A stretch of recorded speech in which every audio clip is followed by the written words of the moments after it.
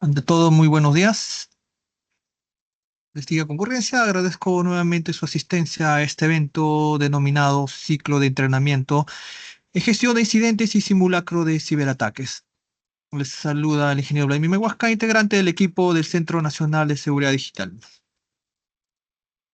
En el marco de las actividades preparatorias del evento denominado Simulacro de Ataques Cibernéticos 2026, se ha programado el desarrollo de 7 talleres especializados.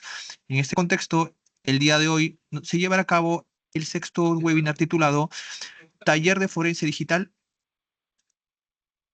el poder de los indicadores de compromiso.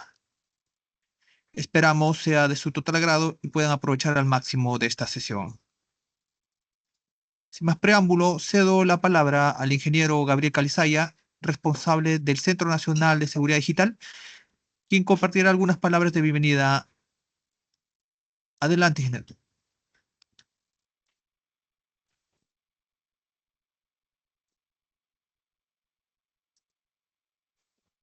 De la Secretaría de Gobierno y Transformación Digital de la PCM. Quiero darle la más cordial bienvenida y sobre todo agradecer por estar en este momento aquí, ¿no? Participando en este ciclo de talleres que son preparatorios para el CIMAC 2026, nuestro próximo simulacro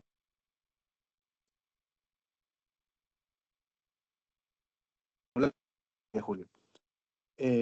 Miren, todos los que estamos aquí en este campo de las tecnologías, sabemos que el tema de la ciberseguridad hoy en día es muy complejo, ¿no? Las amenazas evolucionan día a día de forma muy rápida y algunos son mucho más complejos o sofisticados. Por eso, reaccionar rápido, rastrear las huellas que deja un atacante y medir el verdadero impacto no es algo que debemos dejarlo de lado. Es necesario para proteger la infraestructura de nuestras instituciones, ¿no? Es ahí donde entran estos conocidos IOC, ¿no? Que son los indicadores de compromiso, ¿no? En el día a día del análisis forense o la investigación de incidentes, son los que nos dan las alertas, ¿no? Nos ayudan a reconstruir qué es lo que pasó al final. Fortalece nuestra capacidad de respuesta, ¿no? Y a través de eso podemos bloquear otros ataques también. Hoy, justamente con este taller, vamos a meternos de lleno en este tema, ¿no? Vamos a revisar los conceptos claves del tema de forense o investigación digital, pero desde la práctica, ¿no? Veremos por qué los indicadores de compromiso son tan importantes. De saber cómo identificarlos, cómo analizarlos, principalmente qué es, ¿no? Y cómo aplicarlo, ¿no? En el Centro Nacional de Seguridad Digital, esto nos tomamos muy en serio, son temas muy importantes que queremos seguir impulsando, bueno, por eso queremos seguir impulsando estos talleres, ¿no? Como este, para que cada institución, cada entidad esté preparada, ¿no? Y el día a día este, sea, sea más seguro, ¿no? Al final de esta charla, la única manera de proteger la información de los ciudadanos y asegurar que la institución siga funcionando es esta, ¿no? Mantenernos siempre actualizados, capacitados, ¿no? Y trabajar en equipo.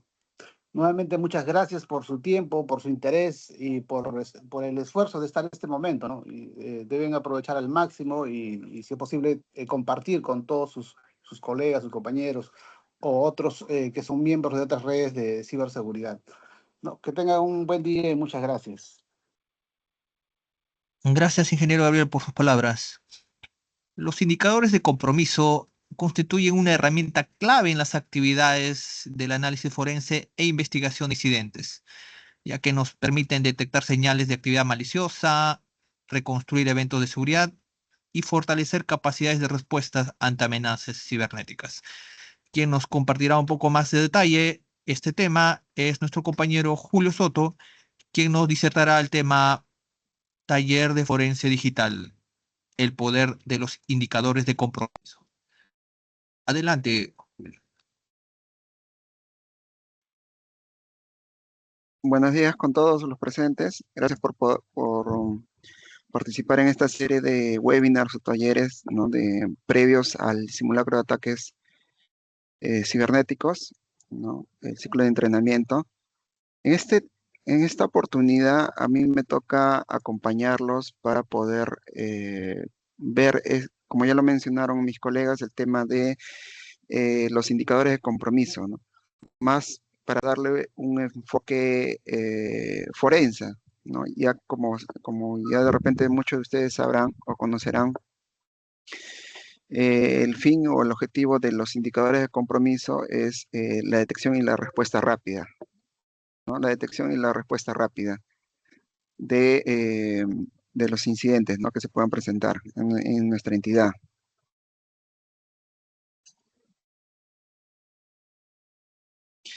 Desde un enfoque forense digital, eh, tenemos que asumir que si lo vemos desde un enfoque forense digital, asumimos que ya nuestro sistema, nuestra infraestructura ha sido vulnerada, ¿no? No podemos predecir el ataque. Eh, el, si hablamos de indicadores de compromiso, podemos decir que son rastros o huellas que han dejado el atacante, ¿no? Como el mismo nombre dice, son indicadores, ¿no? Que ha pasado algo. Es como en una escena del crimen, ¿no? De repente, no sé, usando el tema de las analogías, de repente ha habido un tema de una persona que ha sido asesinada y cuáles serían los indicadores, ¿no? Que de repente hay casquillos de balas, hay huellas, ¿no? Entre otros, ¿no? Como dice la presentación, el indicador de compromiso en sí es una evidencia, se puede considerar como una evidencia forense digital, ¿no? Una evidencia forense digital, por definición, va a tener información relevante para la investigación. En este caso, en el contexto forense, el indicador de compromiso va a tener esa información rica para que nos va a dar eh, pistas, ¿no? De qué es lo que ha pasado, ¿no? Como dice, en sí no hay un sistema, una infraestructura que es impenetrable, ¿no? Tenemos que asumir, desde un enfoque forense, tenemos que asumir que ya que hay una brecha activa. Como lo había mencionado, ¿no? Una metáfora, una analogía que podemos usar es que si la red es la escena del crimen, el indicador de compromiso vendría a ser, ¿no? Una analogía podría ser una huella dactilar, un casquillo de bala, de repente una cerradura forzada, ¿no? En este caso nosotros como vamos a ver más adelante, podemos asumir de repente el tema de los hashes, las direcciones IPs, el comportamiento, de repente ha habido una intrusión y se ha hecho un tema de un movimiento lateral, ¿no? Un escalamiento de privilegios, ¿no? De repente un cifrado de la información que está en nuestra infraestructura, en nuestro sistema.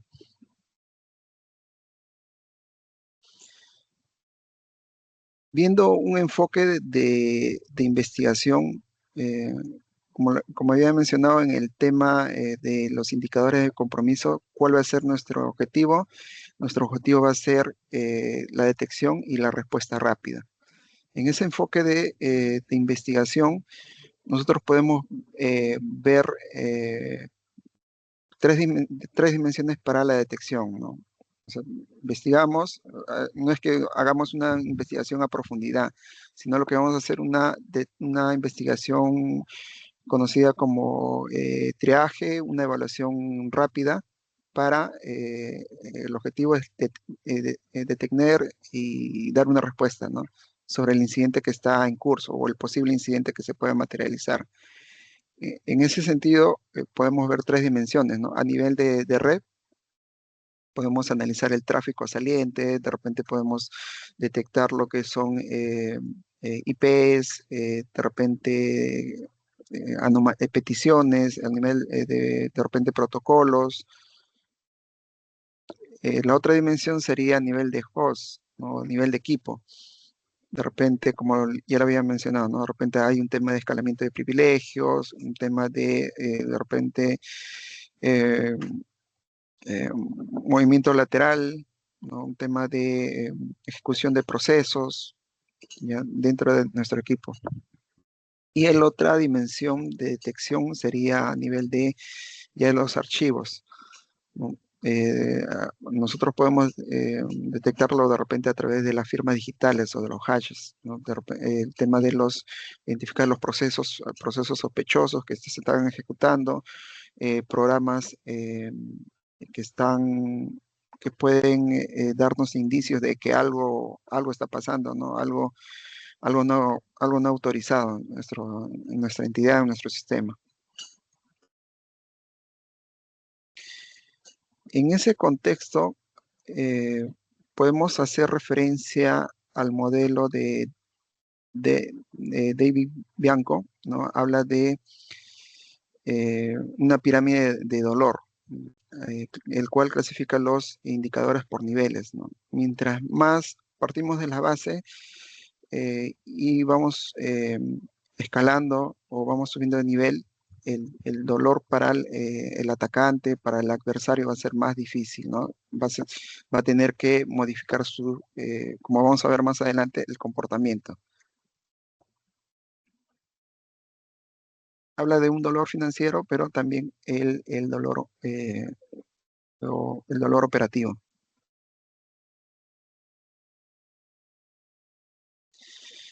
Este es, como dice la presentación, cómo nosotros logramos lastimar o cómo podemos, más enfocado al tema de la detección, ¿no? Habla de tema económico, pero más nosotros lo tenemos que ver como el tema operativo, ¿no? Cómo vamos a impedir que el atacante pueda lograr su objetivo, ¿no? Como lo había mencionado, esto parte desde la base de la pirámide, en el cual se habla de un dolor trivial que no es muy, no causa muchos problemas al atacante. Podemos hablar en ese sentido de los hashes y de las IPs, ¿no? Lo que en este caso vendrían a ser indicadores de compromiso, ¿no? A nivel de hashes, nosotros usamos hashes o firmas digitales para la clasificación en este caso puede ser de los malwares, ¿no? Si tenemos identificado algún archivo, generamos la firma digital o el código hash, esto podemos subirlo a plataformas que analizan, como una de las más conocidas puede ser Virus Total. ¿Ya? Pero esto no implica que el atacante pueda modificar algún binario de ese posible malware y el hash ya varía. El hash en sí, por teoría, es como una huella digital, ¿no? Si es modificado en alguna parte de su binario, ya esa huella varía, ¿no? En el tema de investigación ya forense digital, en el tema legal, esto se usa, el tema de los hashes, para el tema de garantizar la integridad de la evidencia que se vaya a recolectar. Pero en el tema de respuesta, de detección y respuesta, se usa para el tema de la clasificación, ¿no? Identificación y clasificación de los posibles archivos maliciosos, ¿no? Entonces, el dolor, como dice, es trivial, ¿no? Nosotros podemos identificar de repente en un momento a través de estos hashes, identificar y clasificar el malware. Entonces hace una variación y ya este hash puede cambiar. También hace referencia a este nivel o esta pirámide en la base, el dolor trivial hace referencia a las IPs, ¿no? Recordemos que las IPs son dinámicas y pueden ser difíciles de detectar, ¿no? Cuál es el usuario o desde dónde se empleó, ¿no? Recordemos que el atacante muchas veces usa de repente VPNs, ¿no? Y al final en la investigación solamente si se detecta el IP se puede asociar en la mayoría de casos a países, ¿no? De dónde proviene, pero en sí la ubicación exacta no es complicado, ¿no? Es difícil. De ahí vamos subiendo en esta pirámide de dolor. eh, Vamos subiendo a un dolor ya más molesto, en el cual se mencionan a los artefactos y dominios, ¿no? Estos artefactos y dominios hablan más que todo en el tema de las anomalías que se pueden encontrar en red, ¿no? Recordemos que habíamos mencionado eh, en las diapositivas 3 dimensiones, ¿no? Entonces, eh, va a ser más que todo orientado al tema de tráfico de red, qué es lo que podemos encontrar en los hosts, en los equipos. Ya, aquí habla más, acá se menciona el tema de los artefactos.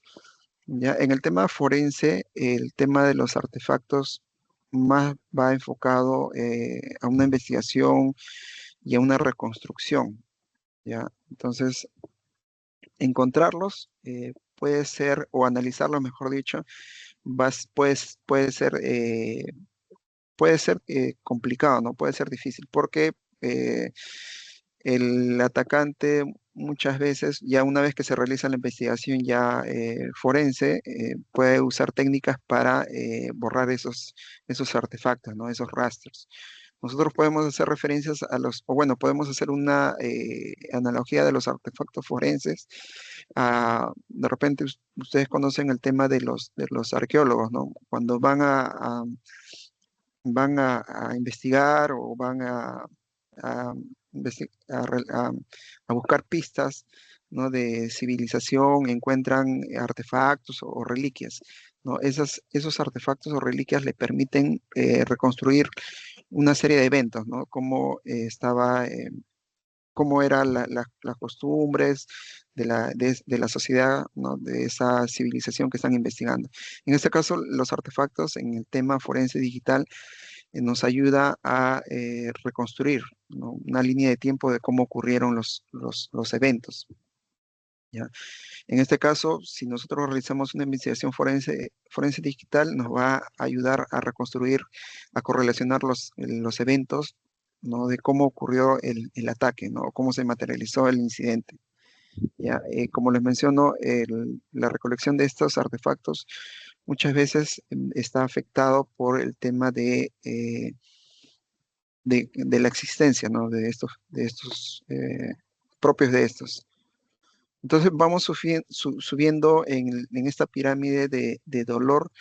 Ya hablamos de un dolor desafiante, ya en el cual se detectan, ¿no? Se hace la detección de herramientas, ¿no? Un ejemplo puede ser esta herramienta de Cobalt Strike, ¿no? En el cual si nosotros detectamos, bloqueamos, entonces vamos a hacer más difícil el trabajo del atacante, ¿no?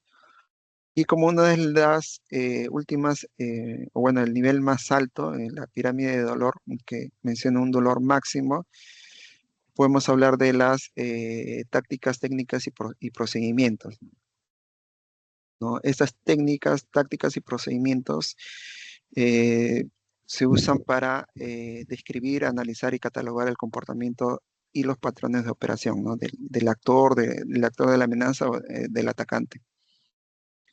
Entonces, si nosotros enfocamos la estrategia a las TTP, como se menciona, podemos lograr un dolor o dificultad máxima al atacante. En cuanto al tema de la detección y la respuesta rápida del incidente que se esté materializando. En base a lo anterior o contexto con lo anterior, podemos tener armar o realizar una estrategia, ¿no? Como habíamos mencionado, hay dolor que es trivial, ¿no? El cual para el atacante no genera mayor esfuerzo para poder modificar, ¿no? Va a ser, por ejemplo, hablamos de las IPs, el tema de los hashes, ¿no? El tema de los artefactos. Eh, Siguiendo con esta estrategia, podemos hablar de un nivel más molesto para el adversario, ¿no? El tema de la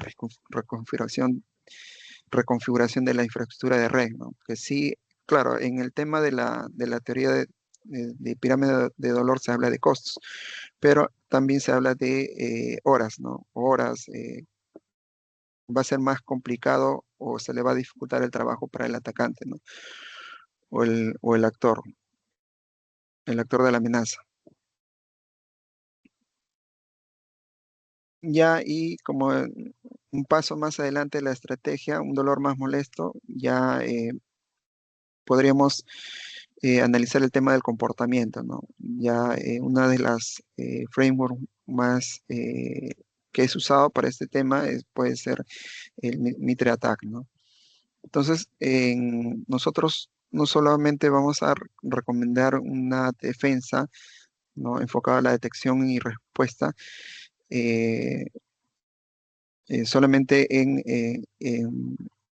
los rastros o las huellas que ya existen, ¿no? Vamos también, tenemos que ir más allá, ¿no? Al tema del comportamiento.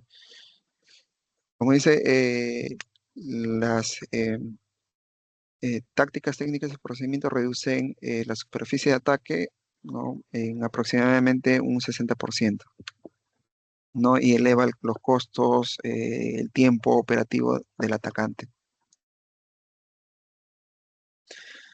Como ya habíamos mencionado, el tema de los indicadores de compromiso, como ya lo hemos visto, vendrían a ser más reactivos, ¿no? Si bien nos sirve, ¿no? Para una evaluación una evaluación del estado actual, de cómo está eh, cómo detectamos el incidente, ¿no? Cómo detectamos y nos ayuda a dar una respuesta rápida, ¿no? Esto es más reactivo, ¿no? Como dice la presentación, ya sería no obsoleto, se puede usar, pero tendría que complementarse, ¿no? Tendría que complementarse. En este caso, se recomienda con los indicadores de ataque, ya que es más un enfoque más proactivo. Estos indicadores de ataque o IOA más están enfocados al tema del comportamiento, ¿no? Como ya había mencionado, podemos usar framework como el Mitre Attack, entre otros, más enfocado al comportamiento, a la intención del atacante, ¿no? ¿No? Como dice, el ladrón puede, yendo a los ejemplos, ¿no? El ladrón puede cambiar el vehículo, las herramientas, pero no puede cambiar el comportamiento, ¿no? En este caso, la intención de forzar o robar la bóveda del banco. Entonces, vamos vamos a ir más allá, ¿no? Complementar los indicadores de compromiso con los indicadores de ataque.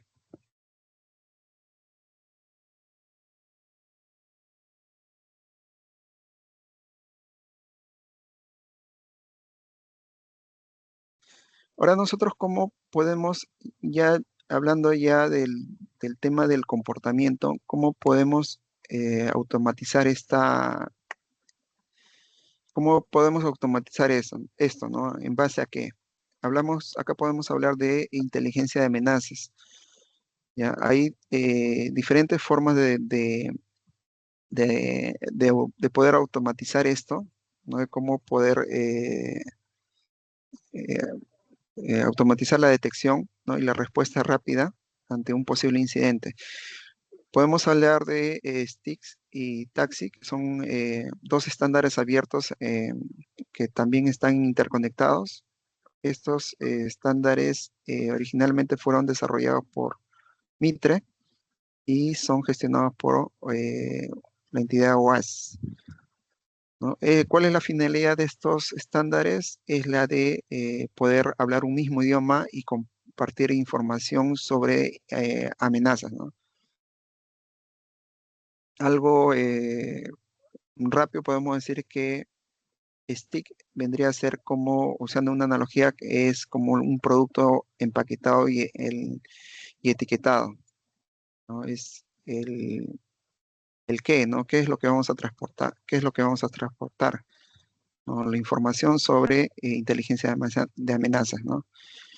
Y el taxi vendría a ser, usando una analogía, vendría a ser como el camión de reparto, ¿no? Y la carretera, el cómo, ¿no? Cómo vamos a transportar esta información sobre inteligencia de amenazas,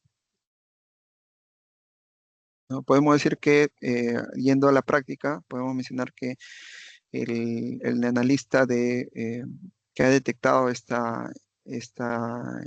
posible incidente o esta anomalía, escribe su reporte, sube a la plataforma, se traduce con este estándar STIX, y es transportado, es compartido a través de un servidor taxi y envía alertas en tiempo real a los equipos, ¿no? A los diferentes equipos.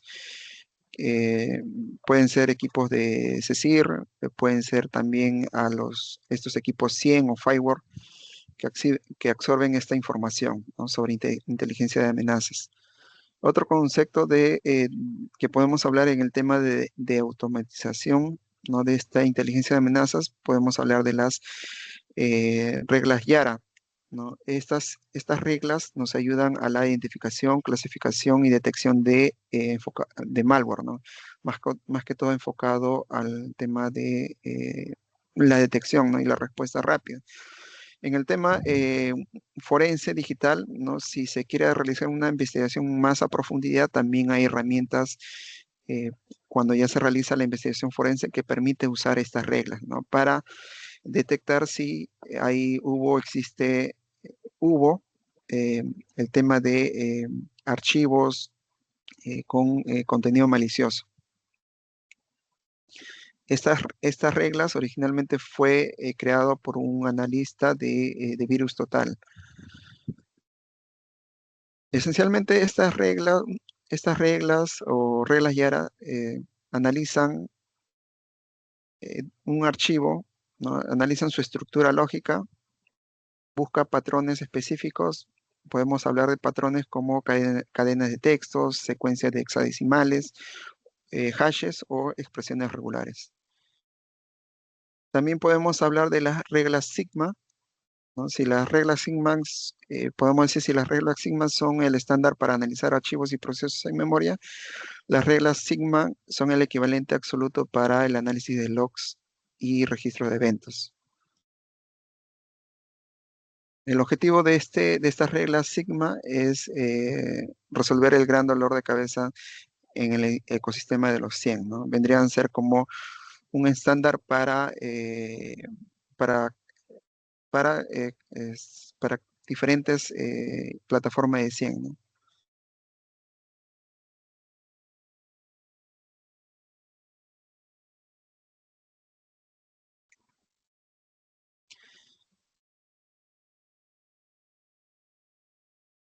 Ahora, como una vez ya automatizado, ¿cómo podemos hacer esta respuesta y detección, ¿no? De esta amenaza que puede ocurrir en nuestra entidad?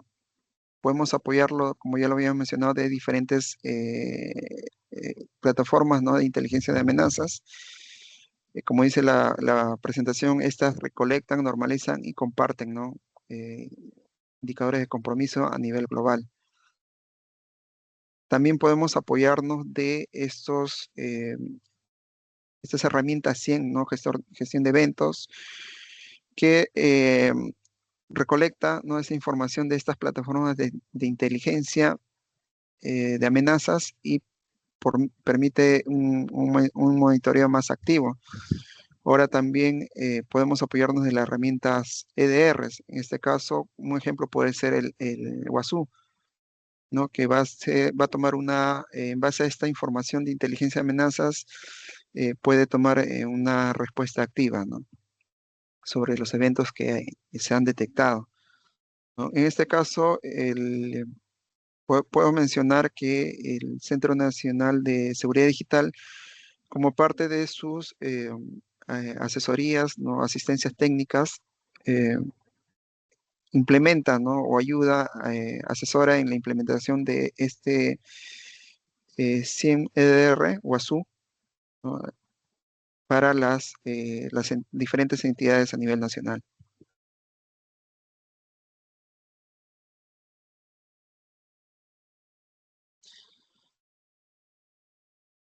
Ahora eh, podemos pasar a un pequeño ejercicio, ¿no? De esta teoría. Como han visto, no es muy complejo cuando hablamos de indicadores de compromiso, ¿no? No es algo una teoría muy compleja, ¿no? Por eso es que se recomienda o se sugiere también los conceptos de indicadores de ataque, ¿no? Enfocados más al comportamiento. No sé si hasta aquí podemos de repente hacer una ronda de preguntas. Claro, hay algunas preguntas en el chat. Enrique Arturo pregunta, ¿qué relación tiene la web de Virus Total u otras con los indicadores de compromiso?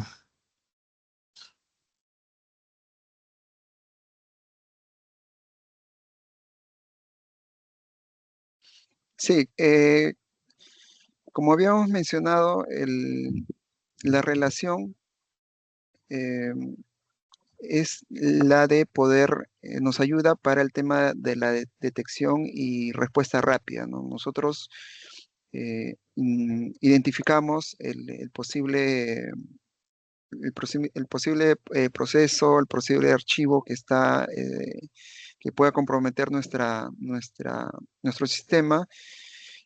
Hacemos como ya había mencionado el tema de la huella, ¿no? De ese archivo malicioso, generamos la huella, que en este caso sería el código hash o la firma digital, y lo elevamos a la plataforma de Virus Total, ¿no? Virus Total es un compendio, una base de datos en el cual diferentes entidades, personas colaboran, ¿no? Y se puede identificar si a través del hash, si este archivo o este proceso puede ser un proceso malicioso o un archivo malicioso, ¿no? Como dice, no es que sea nos ayuda, ¿no? No es que sea la única herramienta con la cual debemos apoyarnos. Excelente. Otra pregunta de Joel Cortés dice, en la pirámide que mostraste, ¿qué herramientas deberíamos usar para para detectar y responder rápidamente?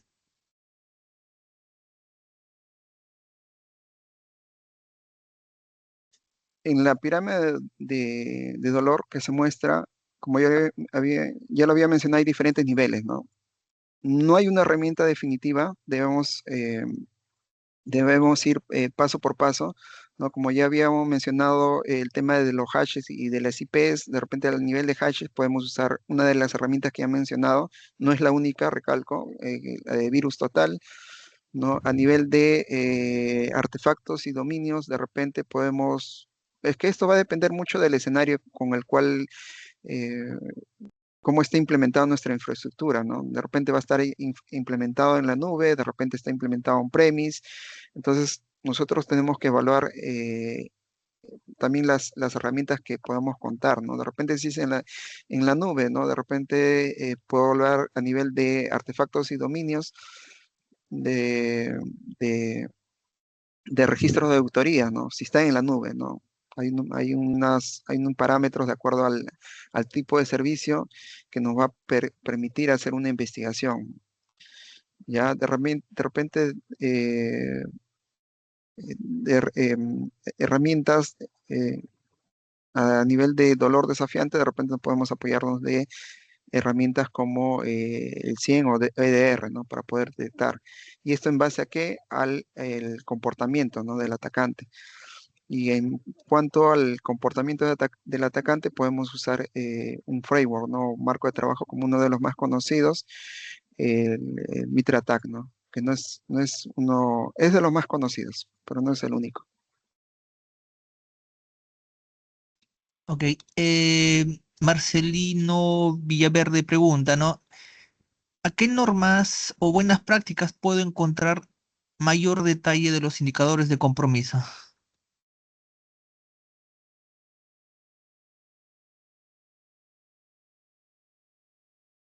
Como buenas prácticas, eh, sería para el tema de la recolección, ¿no?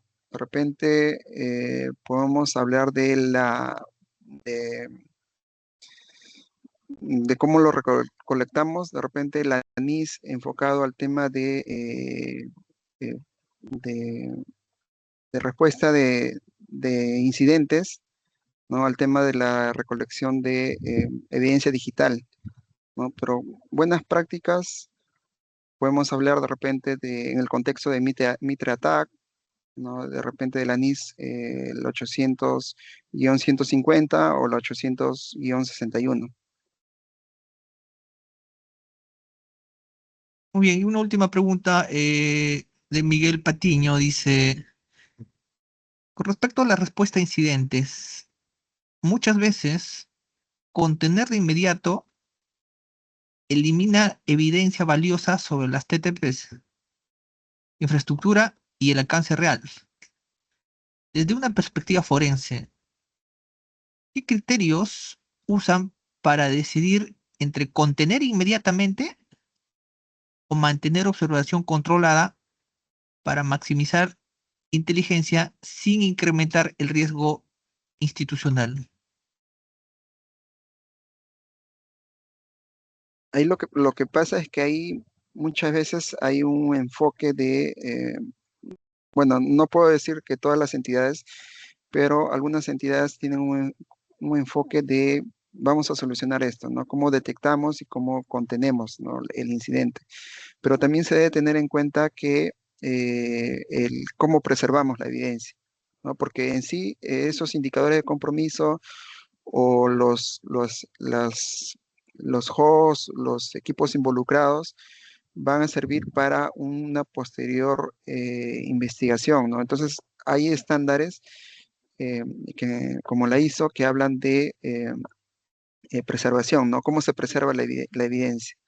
Ya, hay casos en el cual yo he participado, en el cual se hace la respuesta activa, la respuesta, la detección y la respuesta rápida.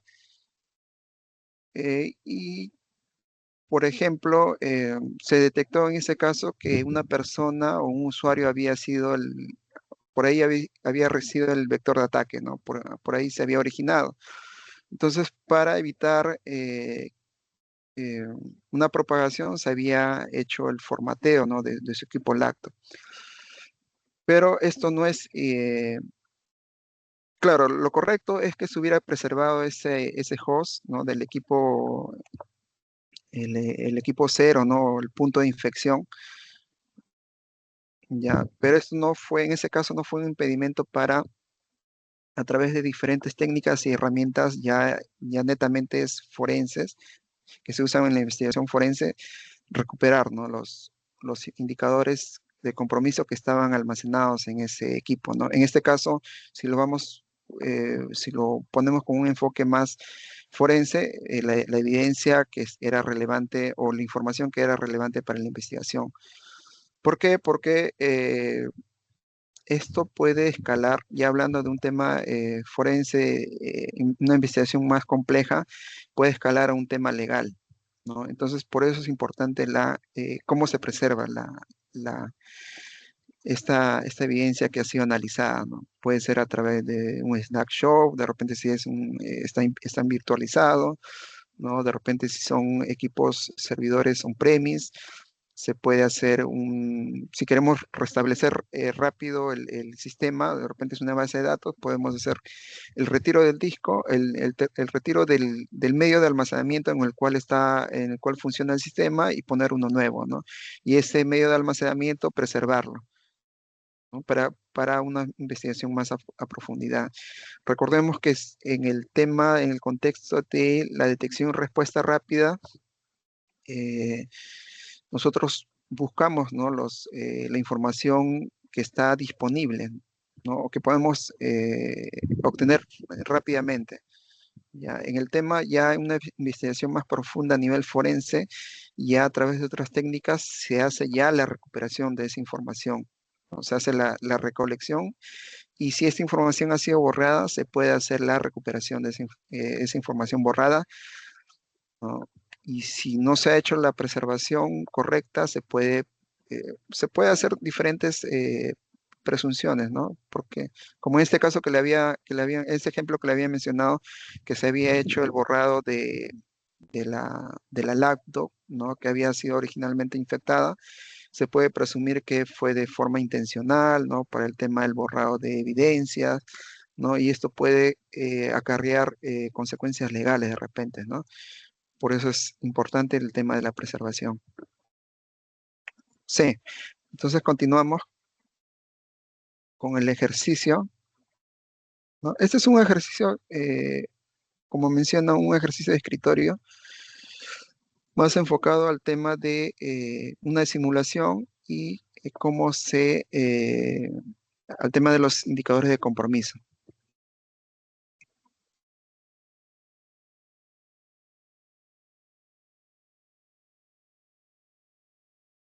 ¿No? Como ya lo había mencionado, los indicadores de compromiso en sí se pueden considerar desde un enfoque forense como evidencia, ¿no? Evidencia digital, que va a ser importante, va a ser relevante para nuestra investigación, para que esta investigación tenga éxito, ¿no?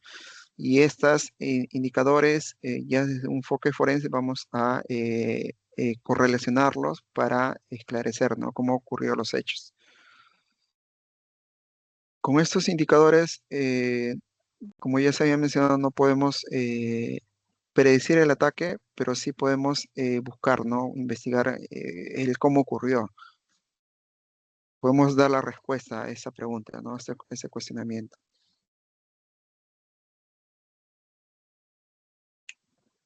Podemos hacer el ejercicio que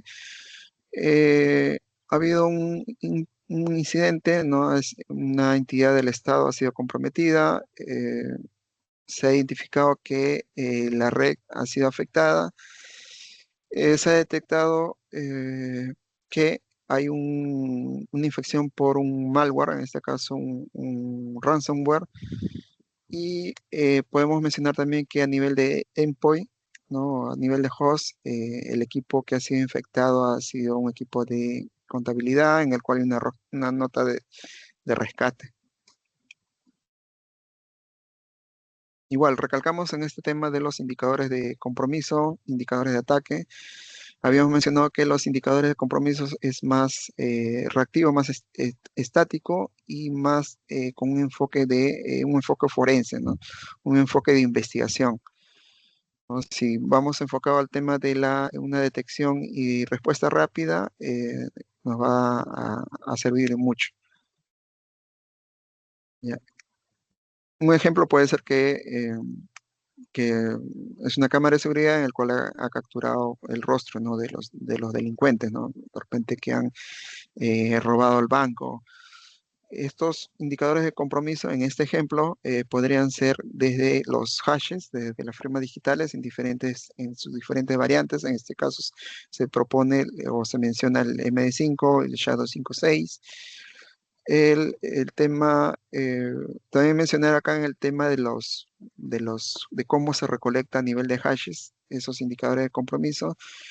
Eh, an- en temas forense, antiguamente se usaban los formatos MD5 y SHA-1, ¿no? Se usaba esa combinación para poder identificar el archivo, el proceso malicioso. Pero bueno, hay observaciones, ¿no? Hay observaciones de pruebas que se han hecho en laboratorio, en ambientes ideales, en los cuales se han encontrado colisiones, ¿no? O sea, dos archivos, diferentes archivos con el mismo hash, ¿no? Hablando a nivel del formato SHA-1. Es por eso que se recomienda, si se va a usar el SHA-1, usar una combinación con el formato MD5. O también se puede usar una firma o un hash más complejo, más robusto, como el SHA-256, ¿no? De ahí en este ejemplo podemos hablar de las IPs, de los dominios maliciosos, a nivel de indicadores de compromiso, de las llaves o registros que han sido alterados. Ya como, eh, ya como indicadores de ataque, habíamos mencionado que esto es más proactivo, más dinámico y más orientado al comportamiento, ¿no? del atacante. Eh, ¿Cuál es el comportamiento que en el ejemplo, ¿no? del banco que podemos detectar, ¿no? Que alguien, una persona, alguien está forzando la bóveda, ¿no? Esa es la intención que está haciendo, ¿no? El comportamiento. Nuestros indicadores de ataque, podemos hablar de tácticas técnicas de procedimientos, inyecciones de memoria, como habíamos mencionado también, podemos hablar de escalamiento de privilegios, ¿no? El tema de movimientos laterales y en otras, entre otros, ¿no?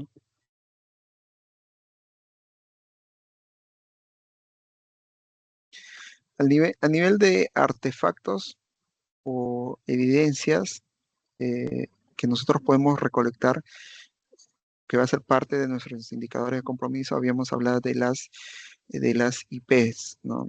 Podemos detectar el tráfico, ¿no? El tráfico malicioso que está saliendo, anómalo. Podemos identificar las IPs, el dominio desde dónde está, a dónde se está conectando, a dónde se está, en este caso se menciona de un tema de filtración, ¿no? De información. Podemos identificar también el tema de los hosts, los endpoints tienen procesos maliciosos, nos han ejecutado comandos. En este caso se habla de comandos. Habla de un comando de borrado, un tema eh,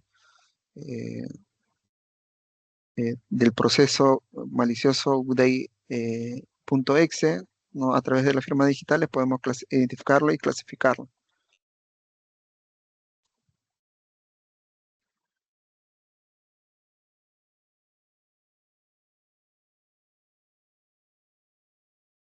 ¿Y cómo podemos armar una estrategia para poder contener y dar una respuesta rápida, ¿no? Como ya habíamos hablado, esta pirámide de dolor, ¿no? Vamos desde la base hasta la cima, ¿no? De la pirámide. Tenemos identificados el tema de los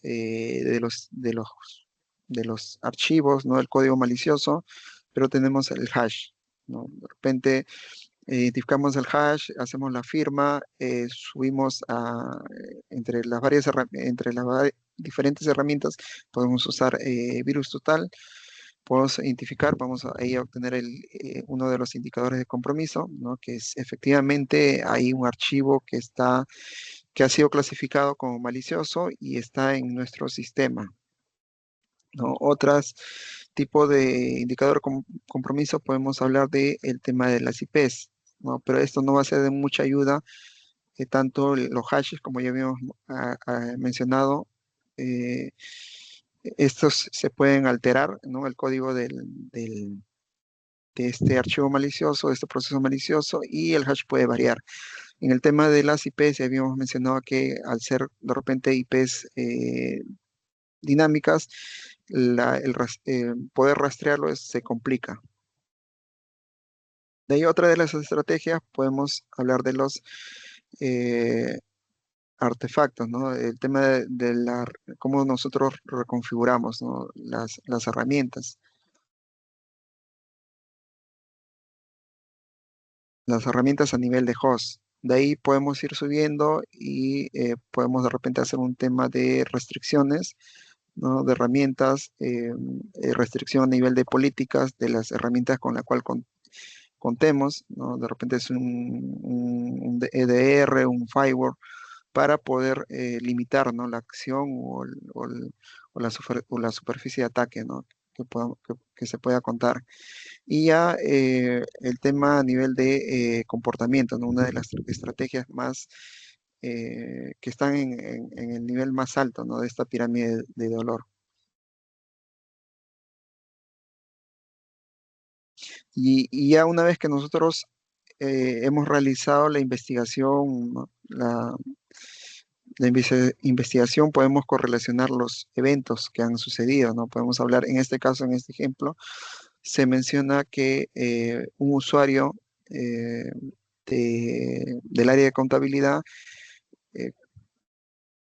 por una campaña de phishing, compartió el tema de las credenciales y es así como se obtuvo los permisos, ¿no? Para poder acceder al sistema. Como parte de esta acción del atacante, hay una tarea de una acción de persistencia, ¿no? Ya diferentes técnicas y herramientas que usa el atacante permite, de repente puede ser, obtuvo un acceso inicial, pero este usuario no tenía los permisos eh, más altos, ¿no? De repente permiso de administrador, y el atacante hace un tema de un, un, eh, un escalamiento de privilegios, ¿no? Y es así que el atacante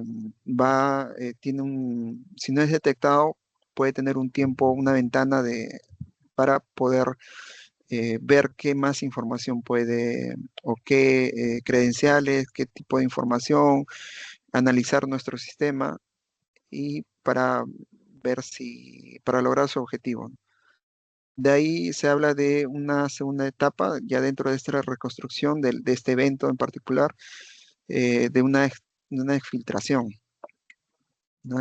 de información. En este caso, de la entidad se filtraron contratos, ¿no? Hacia un servidor de Holanda, ¿no? Y como parte de una etapa posterior a esta filtración, el atacante lo que hizo es la ejecución de un ransomware, ¿no? Ya para un tema de una extorsión. Y este ejemplo, de repente ustedes ya conocen, ¿no? Se conocen instituciones o entidades las cuales tienen similar, ¿no? O parecidos pasos, ¿no? Comportamientos en el cual el atacante ha realizado, ¿no? Como les dije en ese, en ese ejemplo previo de esta entidad, que un usuario había sido el punto de infección inicial, posible punto de infección inicial, en el cual no se encontró, se hizo un borrado de esta información que estaba en el sistema operativo, en el medio de almacenamiento de esta laptop, ¿no? Si nosotros se hubiera preservado correctamente, podríamos haber afirmado o descartado que el usuario, ¿no? En este caso, en este ejemplo, el usuario de contabilidad hubiera sido, eh, hubiera sido el actor, ¿no? El atacante, o está involucrado en esta cadena de ataque, ¿no? En este caso, en este ejemplo, se detectó, gracias a la investigación forense, que fue a través de un phishing, ¿no? Y es así que ya en los pasos posteriores se comprometió la información que estaba almacenada en la entidad.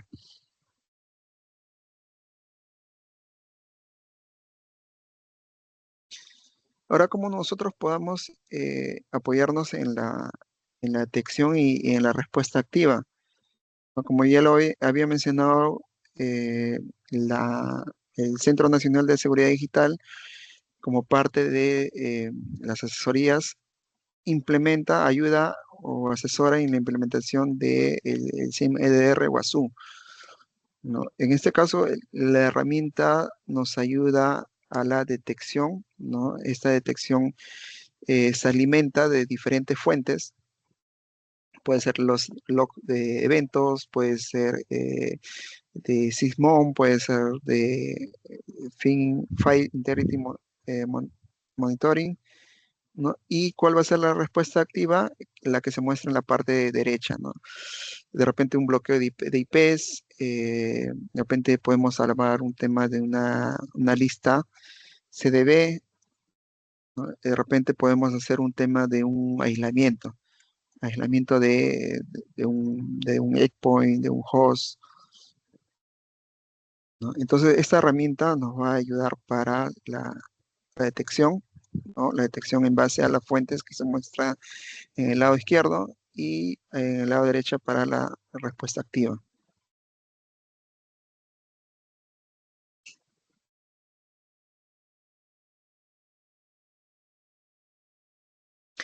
Y ahora como parte de esta respuesta activa, nosotros podemos también mapear el tema del el comportamiento, del comportamiento del atacante. Podemos hacer referencia al el framework, marco de trabajo Mitre Attack.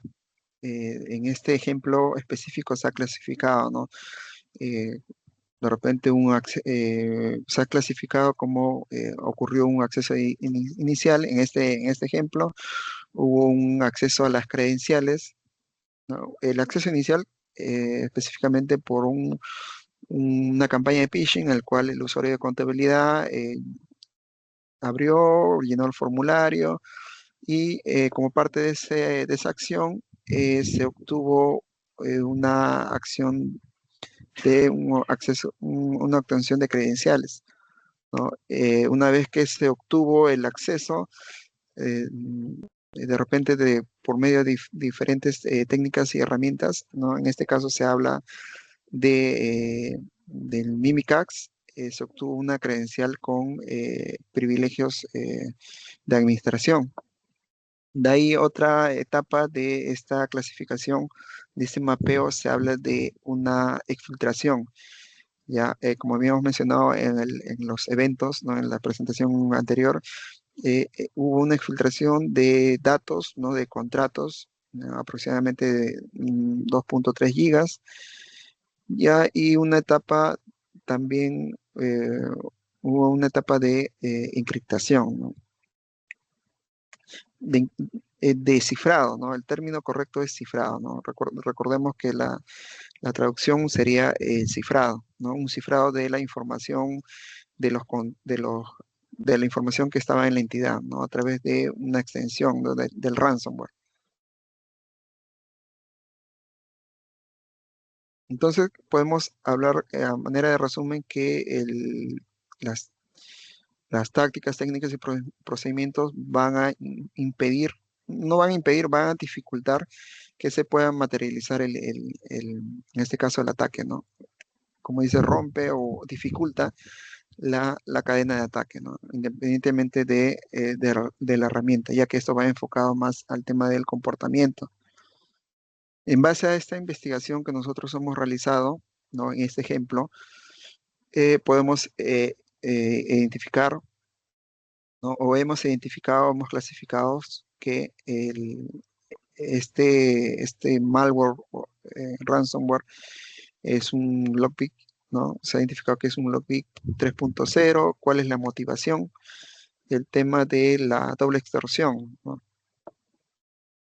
El tema financiero, se pide un rescate, y el tema a través de repente de la exfiltración, ¿no? Un chantaje que se puede filtrar la información.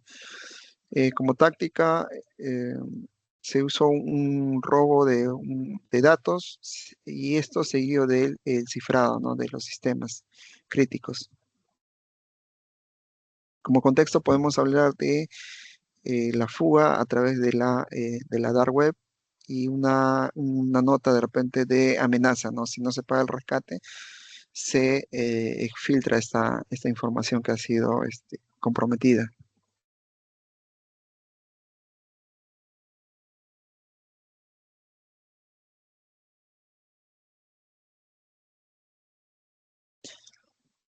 Como ya habíamos mencionado, el tema de stick, ¿no? Este estándar stick más va orientado a la inteligencia de amenazas, ¿no?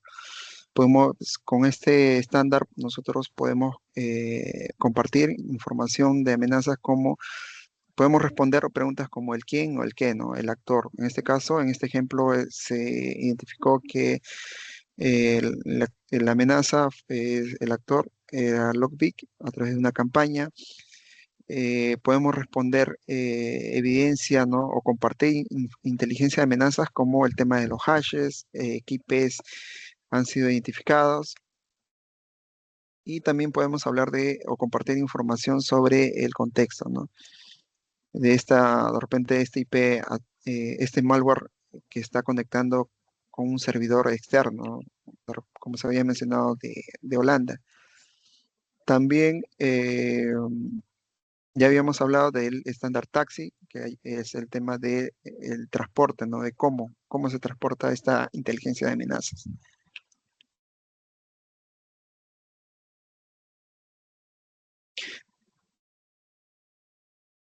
En este ejemplo, también podemos hablar de la plataforma, el motor o el MIS, ¿no?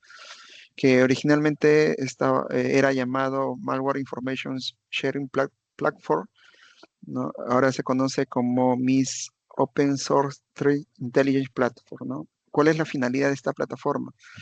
La finalidad es el tema del almacenamiento, análisis y cómo compartimos la inteligencia de amenaza, ¿no? Si bien los estándares de STIC y TAXIC son el idioma, ¿no? Y el idioma podemos decirlo como ejemplo, qué es lo que vamos a compartir, ¿no? A nivel hablando de inteligencia de amenazas, y el STIC vendría a ser cómo lo compartimos, ¿no? El MIS vendría a ser el almacén central, ¿no? El almacén, podemos decirlo así, el almacén de inteligencia, ¿no? Donde en el cual se organiza, ¿no? Esta información, se enriquece y se decide con quién compartir esta información, ¿no? Sobre inteligencia de amenazas. Originalmente fue desarrollado por el ejército de Luxemburgo, pero hoy lo respalda una comunidad a nivel internacional, ¿no? Gigantesca.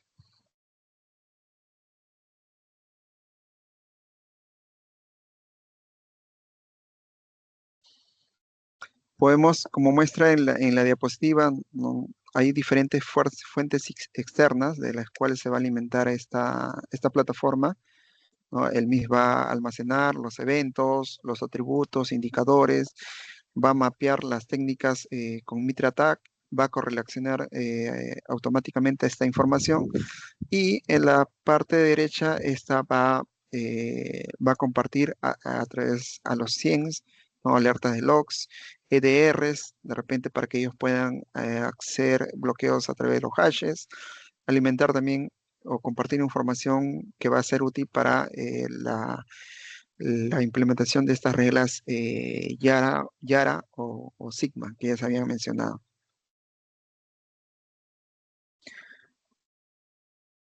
Entonces, en este ejercicio se ha detectado una anomalía, ¿ya? Eh, en el cual hace referencia, bueno, el término es UEBA, hace referencia a User and Entity Behavior Analytics o el análisis de comportamiento de usuario y entidades, ¿no? Esta busca, de pasar de firmas o reglas, busca desviaciones del comportamiento normal. En esta anomalía detectada, como ya lo vimos en la línea del tiempo, se detectó que era un ex empleado, ¿no? El usuario J. Mendoza, ¿no? En el cual accedió a cierta ruta, la ruta de contratos, en la madrugada, ¿no? También podemos, como parte de esta investigación, ya más a profundidad, esta investigación forense, encontramos que este usuario eh, renunció, ¿no? 5 días antes del ataque. Como lo había mencionado, el tema de los indicadores de compromiso más va orientado al tema de nosotros cómo detectamos y cómo respondemos, ¿no? a este ataque. ¿Ya? Pero más enfocado al tema forense también, como ya lo mencionaron, es el cómo investigamos, ¿no? Parte de esa investigación va a ser cómo preservamos esos indicadores de compromiso, ¿no? Hay diferentes, de acuerdo esto va a variar de acuerdo a la infraestructura que nosotros contemos, ¿no? Cómo está implementado, ¿no? Cada caso es diferente. Entonces, bueno, nos vamos a apoyar de herramientas, nos vamos a apoyar de recursos, ¿no? De repente de personas.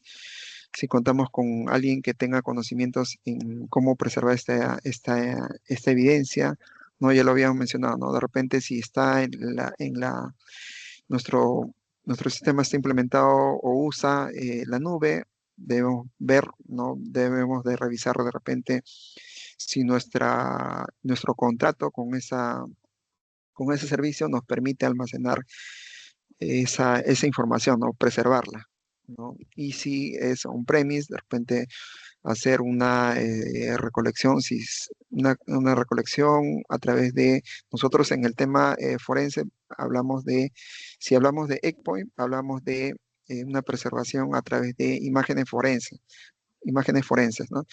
La imagen forense en sí vendría a ser te va a preservar toda la información que está en el medio del almacenamiento, ¿no? Información que es visible y información que no es visible, ¿no? Y es así que por, preservar de esa forma, nosotros podemos recuperar registros, información que ha sido borrada. Y si es de repente en el tema de, ya estamos en plena detección del incidente, podemos hacer desde un enfoque forense, podemos hacer la preservación de los procesos, de la memoria, ¿no? De la memoria del servidor, de la memoria de los hosts, de los endpoints, a través de procedimientos y técnicas forenses para hacer un análisis más detallado, ¿no? De repente podemos ver los procesos, podemos ver las credenciales que han sido comprometidas, cómo el atacante ha realizado o ha logrado su objetivo.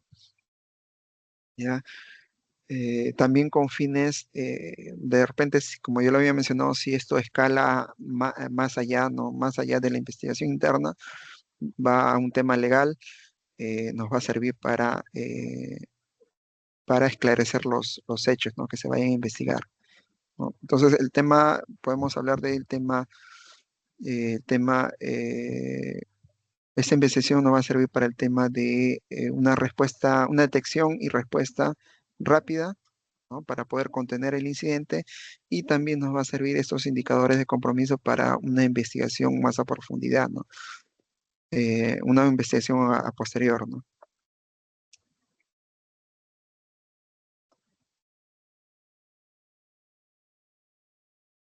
Y a manera de conclusión sobre este ejemplo, podemos decir que ¿no? En este caso,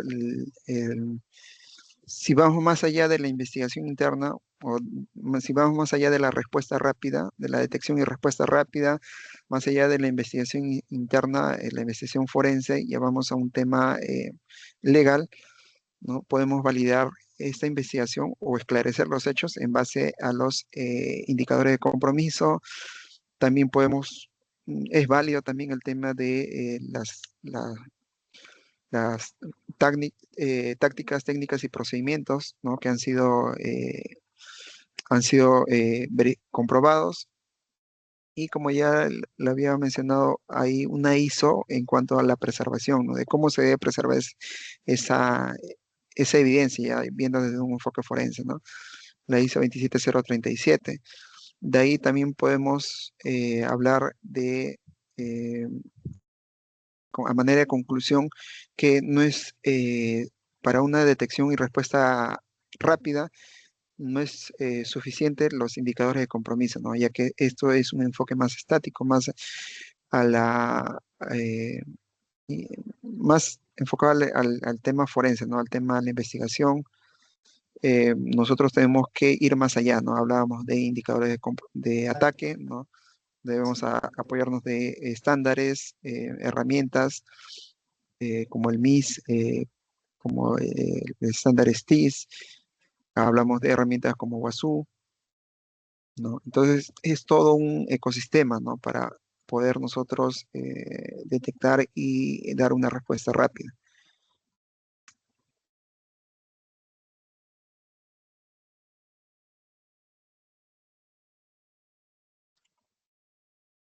Eso sería todo por mi parte.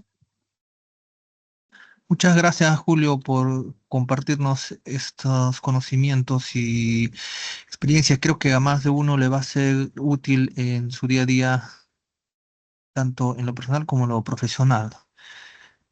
Eh,